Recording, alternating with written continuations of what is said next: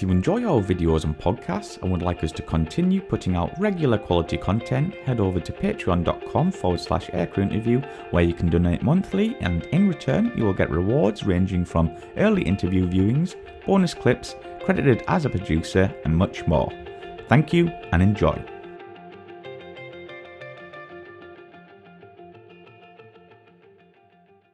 And we're going to have to talk about this, Trevor. Your first flight in the F-15C, and did you manage to get a Zoom climb in your first flight? And if you didn't, tell us about that.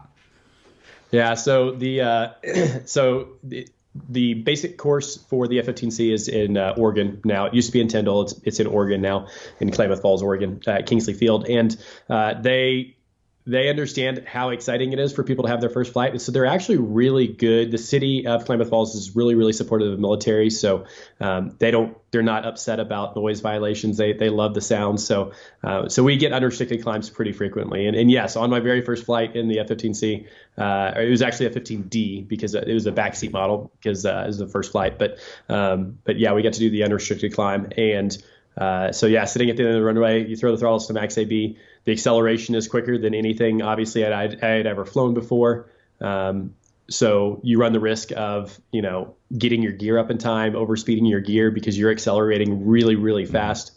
I wasn't worried about keeping it low because it was my first one ever. I just wanted to make sure I, got the gear up, I didn't overspeed it, and that's the thing is as you're doing these things, you're so focused on not screwing something up that sometimes it can be tough to truly sit back and appreciate everything going on. But I tried my best and so cleaned up the gear, kept it low. I blow a couple hundred feet and in the runway, backseaters like, all right, go up, and you just go up and you go up to 90 degrees and you're just continuing to accelerate, and it is pretty incredible. So. Obviously I've had the chance to do that quite a few more times since then in a various of different aircraft, but yeah, that first time is pretty special. Yeah, it doesn't. What kind of training sorties would you be conducting going through as a student? So the F-15C, obviously, I think most of your listeners are aware that, it's an air superiority aircraft. So, when they made the airplane, they said not a pound for air to ground. Yeah. It is purely designed for one purpose and one purpose only, and that's air superiority. So it was really nice. I really enjoyed the ability to really hyper focus on that specific mission set.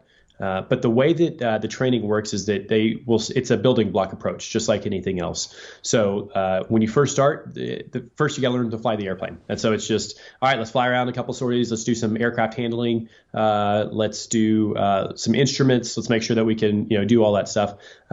After only a couple, one or two sorties where they can check to make sure that you're good to go, you get your instrument check fairly quickly. And then now the rest of your sorties, for the most part, are single seat, right? I think the first time that you go to the tanker, there's somebody in your back seat, right? The first time that you do kind of some new things, they'll throw people in your back seat, but otherwise, you're pretty much single seat from then on, because that's what they want you. They want you to make sure that you're thinking in that mindset, because it's a very different mindset.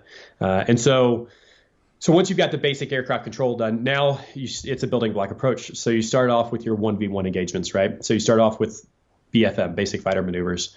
You will learn offensive, where you're starting off and you've got the bad guy in front of you. You'll move on to defensive, where he's behind you and you're trying not to die. The tough one about that is not going through the floor, right? So when somebody's trying to attack you and you're jinking and jiving and trying to survive, and it can be tough to see the floor coming up, particularly when it's an artificial floor, right? We establish a higher floor, for obvious reasons. So yeah, you'll look down and you'll be like, dang it, I'm 300 feet below the floor, or whatever the case may be, because you're descending pretty quick in a lot of those fights. So then after defensive BFM, you'll move on to high aspect BFM. So that's where you're approaching beak to beak.